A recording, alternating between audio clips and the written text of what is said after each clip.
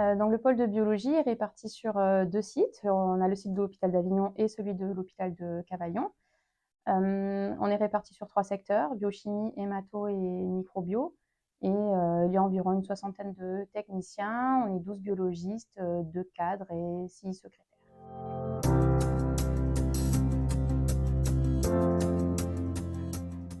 On gère à peu près 1200 dossiers jour sur l'ensemble des spécialités.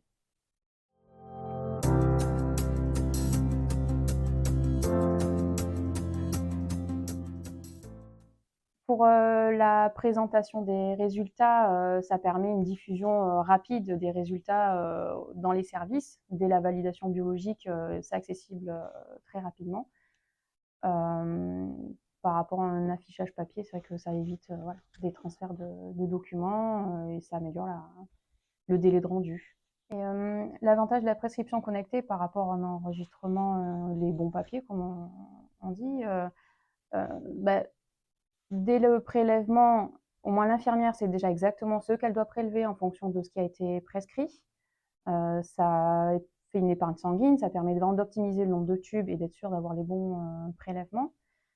Si on remonte au niveau de la prescription proprement parlée par le médecin, il a accès directement, si besoin, aux fiches de renseignement clinique à renseigner, s'il y a des fiches de consentement, donc il a déjà tous les documents sous la main.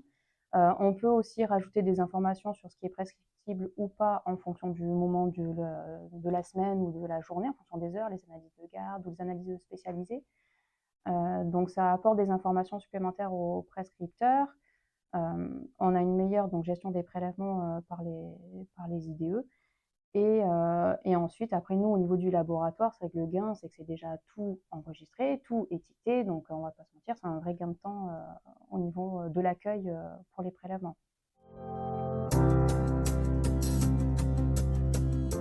Oui, parce que là, le fait de la prescription connectée, c'est vrai que ça améliore beaucoup de choses, ça simplifie un certain nombre de choses,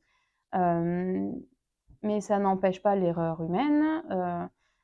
Donc, on peut toujours, même si l'infirmière sait exactement quel tube elle doit prélever, c'est à elle, du coup, d'étiqueter les tubes, chose qui était faite par les techniciens ou les secrétaires, enfin par le laboratoire.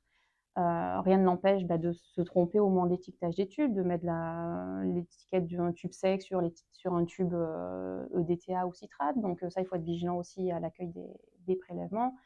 Le fait que ce soit connecté, toute prescription qui est enregistrée dans CyberLab arrive, nous, du coup, directement dans le SIL, qu'elle soit prélevée ou pas. Si finalement le prélèvement n'est jamais fait, nous, c'est quand même dans notre SIL. Donc après, ça demande aussi un travail, on va dire, de nettoyage et de gestion de tous ces dossiers qui ne sont en fait jamais arrivés. Donc voilà, l'informatisation, c'est vrai que ça a du bon, mais il y a quand même toujours des interventions humaines. Et donc ça enlève pas, ça déplace des fois certaines difficultés.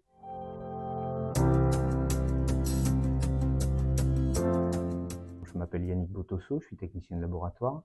Je fais partie de la cellule informatique du laboratoire et je suis référent au niveau des logiciels GLIMS et CyberLab.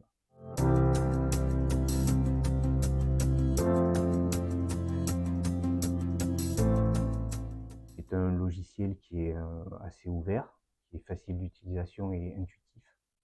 Donc au niveau paramétrage, c'est vrai que c'est relativement facile à paramétrer tout ce qui est panel, tout ce qui est aussi utilisateur, compte utilisateur, ensuite un peu plus poussé les variables de matériel pour tout ce qui est panel de demande pour la microbiologie. Et ensuite, c'est vrai qu'au niveau prescription, c'est quand même assez aisé de pouvoir prescrire des analyses via CyberLab. Le paramétrage dans CyberLab, comme je le disais auparavant, est relativement facile. Par contre, il faut bien paramétrer et être en adéquation avec notre logiciel, notre SIL GLIMS, pour que le paramétrage dans CyberLab soit en corrélation avec celui de GLIMS, pour qu'il n'y ait pas d'effet de bord entre guillemets, et que toutes les demandes de CyberLab puissent être correctement transférées dans GLIMS, et de GLIMS, les résultats transférés correctement dans CyberLab.